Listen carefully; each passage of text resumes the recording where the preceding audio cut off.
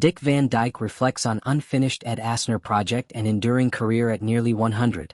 By Unleashed Hollywood News. Hollywood legend Dick Van Dyke, now 99, recently opened up during a heartwarming Q&A session about a special project he had been developing with longtime friend and fellow icon Ed Asner before Asner's passing in 2021. Speaking alongside his wife Arlene Van Dyke at the Dick and Arlene Van Dyke Present Vandy Camp event in Malibu, California, Van Dyke revealed that he and Asner were preparing to collaborate on a remake of the classic comedy The Odd Couple. "That would have been such fun and we lost it," Dick reflected with visible emotion. "I've lost a lot of friends."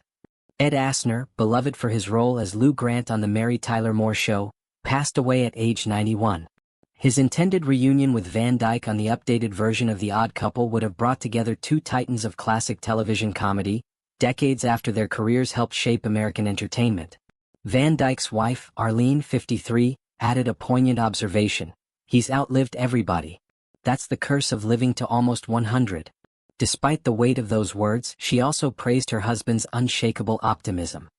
"He's still so positive," she said, marveling at his ability to remain cheerful through the loss of so many close friends and colleagues. Asked about the secret to his enduring upbeat attitude, Van Dyke responded simply, "Well, life's been good to me. I can't complain." The legacy of The Odd Couple.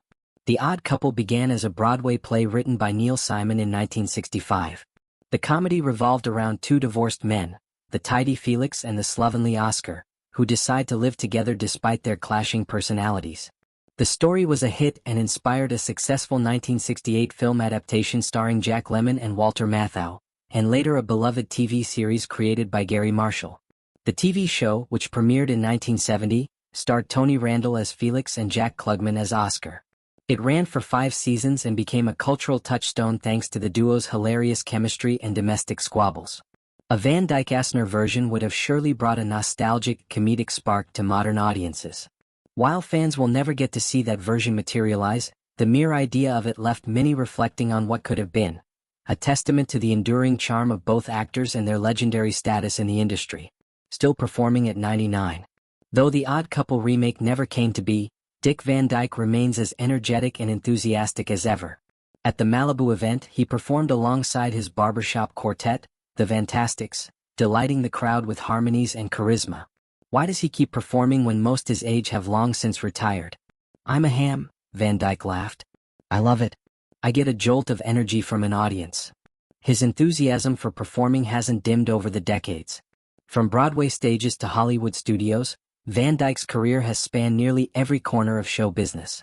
The role that launched his stardom. During the Q&A, Van Dyke looked back fondly on the role that he considers the true launching point of his career, Albert Peterson in the Broadway production of Bye Bye Birdie. "It's the one that got me off the ground," he recalled. "It was the biggest thrill. And I got a Tony Award later." Van Dyke starred in Bye Bye Birdie on Broadway from April 1960 through October 1961, and the role propelled him into the national spotlight. That success led to his casting in the 1963 film adaptation of the musical, cementing his transition into Hollywood. The Golden Era, The Dick Van Dyke Show and Mary Poppins. At the same time Bye Bye Birdie was launching him into stardom, Van Dyke began his iconic role as comedy writer Rob Petrie in The Dick Van Dyke Show, which ran from 1961 to 1966. The sitcom, created by Carl Reiner, showcased Van Dyke's impeccable comedic timing, physical humor, and natural charm. Shortly after that, Van Dyke starred opposite Julie Andrews in the 1964 Disney classic Mary Poppins.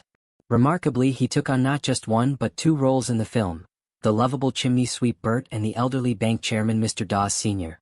Recalling the experience, Van Dyke spoke warmly about Andrews, now 89. "She was as sweet as she could be and so patient with me," he said, noting that the singing was particularly challenging for him. "I'm not a real singer, so I tend to be fighting to get up there and sing on top of the note.